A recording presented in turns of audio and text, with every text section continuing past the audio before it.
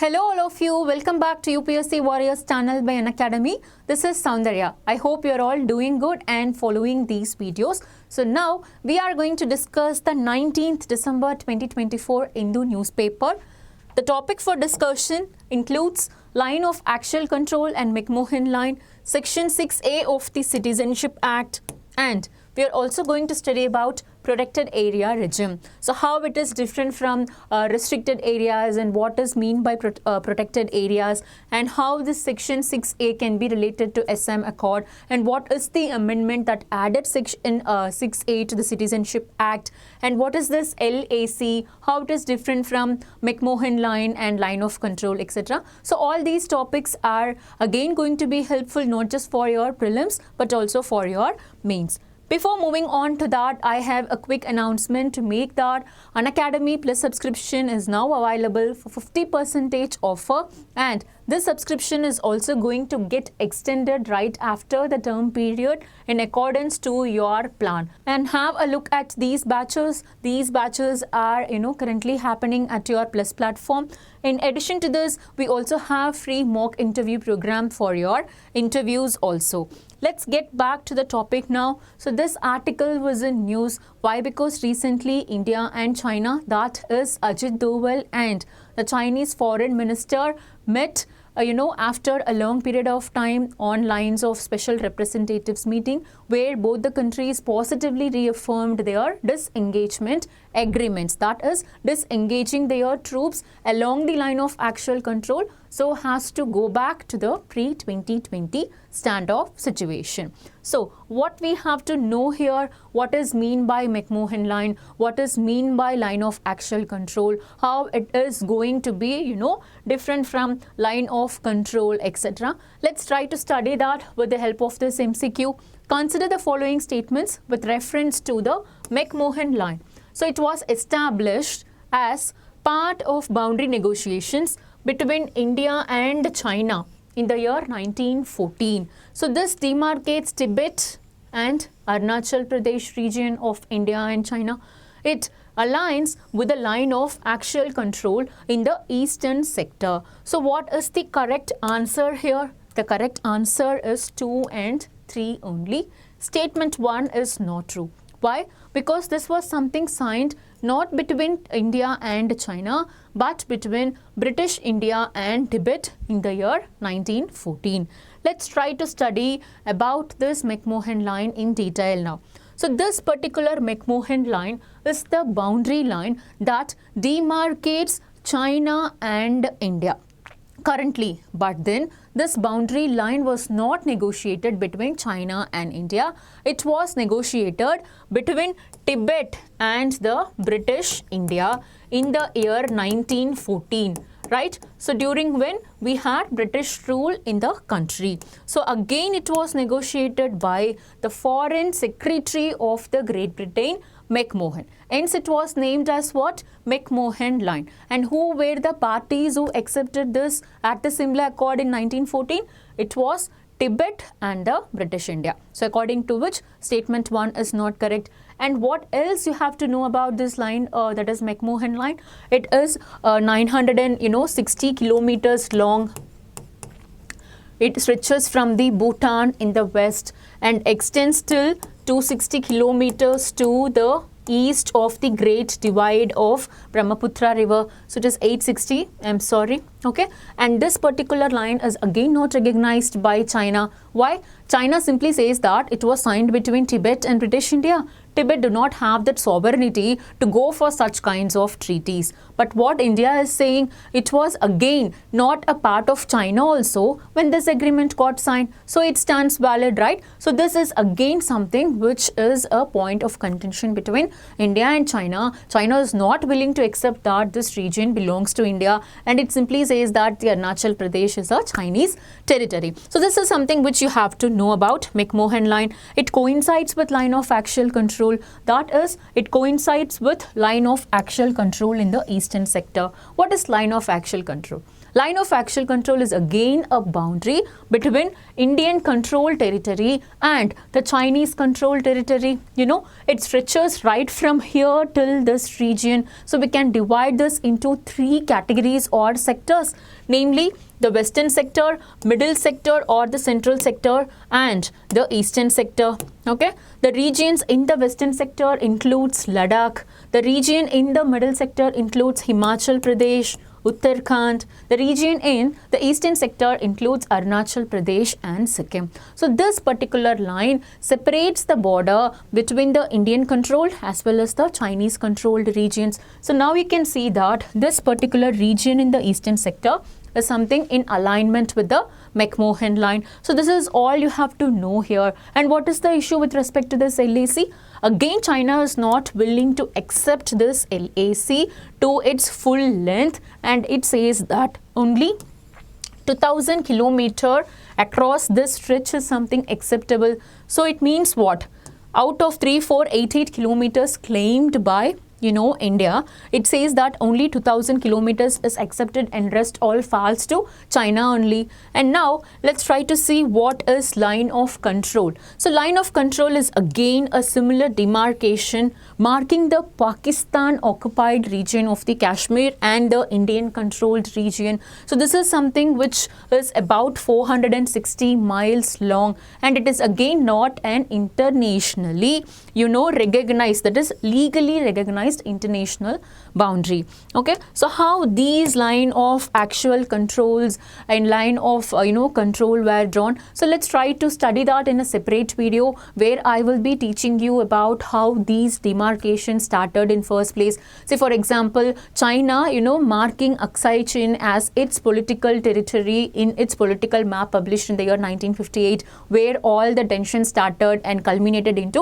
1962 war, and how this particular treaty of accession signed by the Maharaja Ara Singh paved way for creating this LOC and the conflicts in this region. So history started from that point, right? So we will try to see that probably in a separate video later. So what should be the correct answer here? The correct answer is option 2 and 3 only.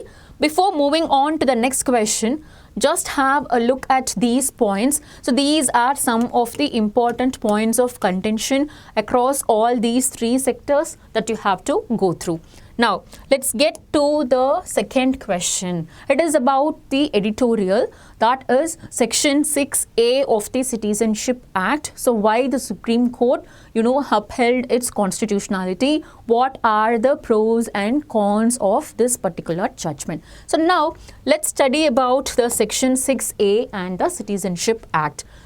Consider following statements with reference to Citizenship Act 1955. Citizens of India who obtain their citizenship by registration are not eligible for holding constitutional offices. Statement 2 says Section 6A of the Citizenship Act was introduced by 1986 Constitutional Amendment Act. So what you have to know about these topics is what are all the important amendments made, because so far the Citizenship Act 1955 was amended 6 times. So the last amendment was 2019, right? So you have to know what are the amendments made and what are the provisions changed and how this Section 6A can be related to the Assam Accord.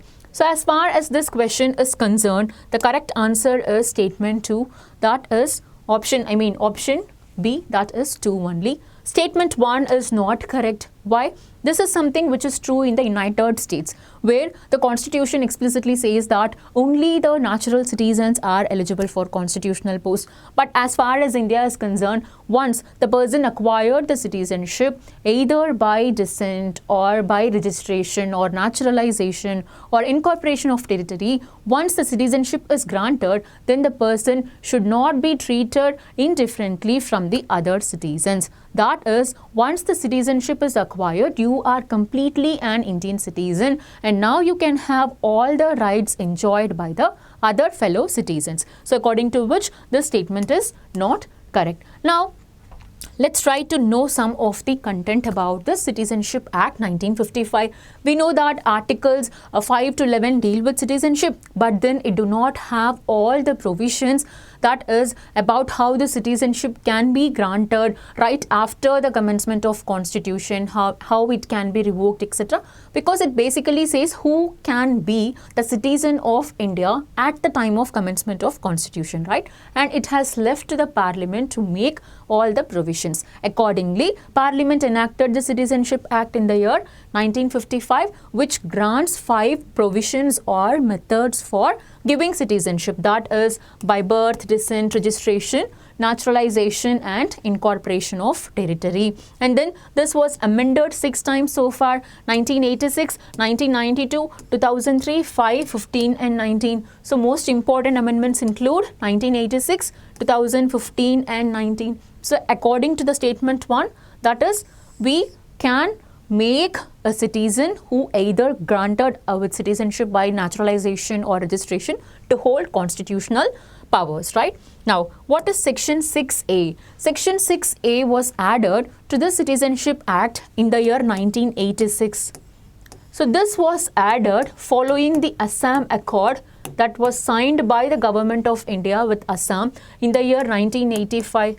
So what was this accord and what are the provisions here? So according to this accord, the Government of India is now ready to deport the people who are illegal migrants into the Assam region. So how it all started? Following the 1971 Bangladesh war, so many refugees started to enter the Assam region. So this witnessed huge amount of refugees influx, and the local people of the Assam started to fight against this influx of migrants, stating that this is something which is in conflict with their local, cultures, conflict with their local political powers, conflict with the resources and everything that are there. So government, in order to pacify these Assam movements, came forward with an accord where it promised to deport them. So in order to make that happen, it added Section 6A to the constitution, that is Section 6A to the Citizenship Act, which aimed at deporting any or all of the refugees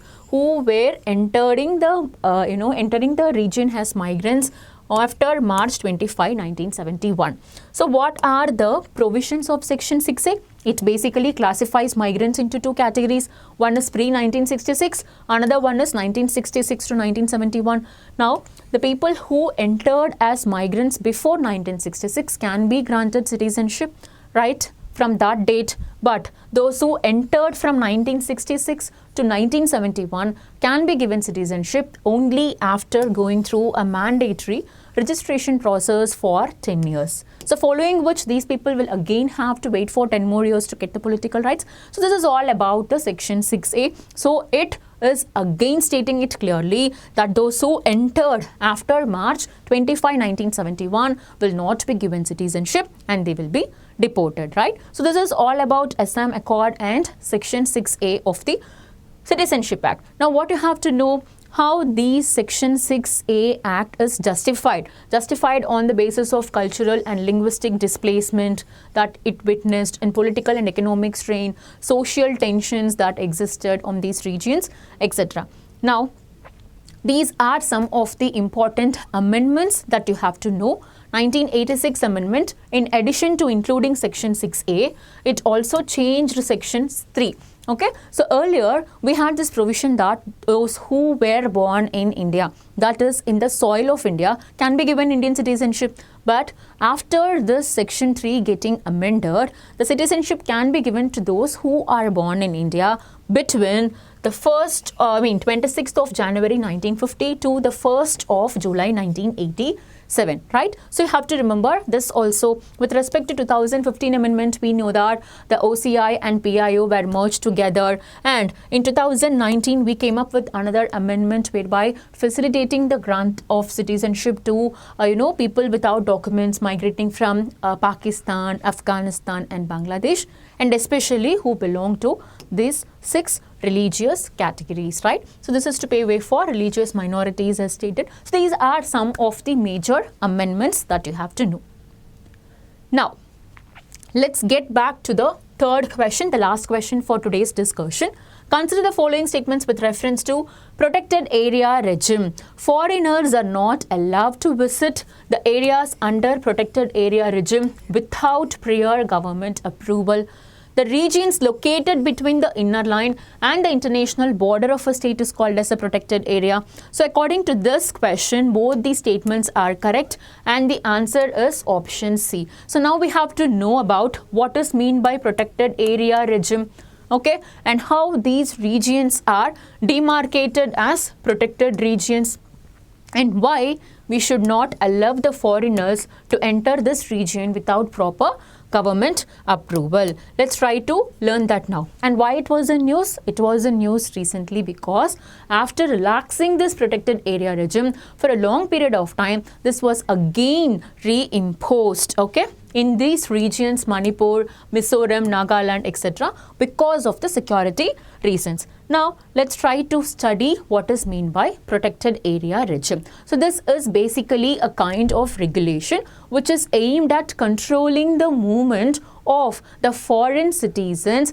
so as to have a sense of security, especially in the strategically important regions which are vulnerable to external threats, right? So this particular regime is again added to the Foreigners Protected Areas Order 1958, and this order is something which is aimed at what? Controlling the movement of foreigners in the sensitive regions of India. And how it is going to control them? It is going to control them by, enabling them to enter this region only after having a protected area permit. That is government approval, right? So this will enable the authorities to monitor their movement, right? And what is the protected region? How can we define the protected region? So protected regions are those that are located between inner line and the international border. Clear? So can we have some of the examples of such protected areas in India? It includes whole of the northeastern states like Arunachal Pradesh, Manipur, Mizoram, Nagaland and Sikkim, right? So it also includes part of Himachal Pradesh. It also includes part of Jammu Kashmir, Uttarakhand, Rajasthan, and how it is different from restricted areas. Clear? So we have some restricted areas in the northeast. So what is mean by restricted areas? Like how the protected areas are the regions between inner line and the international border. The restricted areas are the region that occupy between inner line and the territories inhabited by the tribal people. So this is something, which inhabits, this is something which separates the inner line and the territories occupied by the indigenous tribal population. So again, we have some examples here. It includes Andaman and Nicobar Islands and some part of the Sikkim region. So this is how the restricted areas and the protected areas are different from each other. So we studied what is meant by LAC, how it is different from LOC, McMahon line, and how these lines are drawn. So we will see that in a separate video. And regarding the section 6A of the Citizenship Act, you have to know about the amendments that it included in it and how it is related to the Assam Accord, etc. And finally, we studied about the restricted areas and the protected areas. So that's it for today from my side. If you have not subscribed to UPSC Warriors channel, please subscribe. And if you like this video, please drop a like, comment, and also share this video. Thank you so much. See you all in the next video. Bye-bye.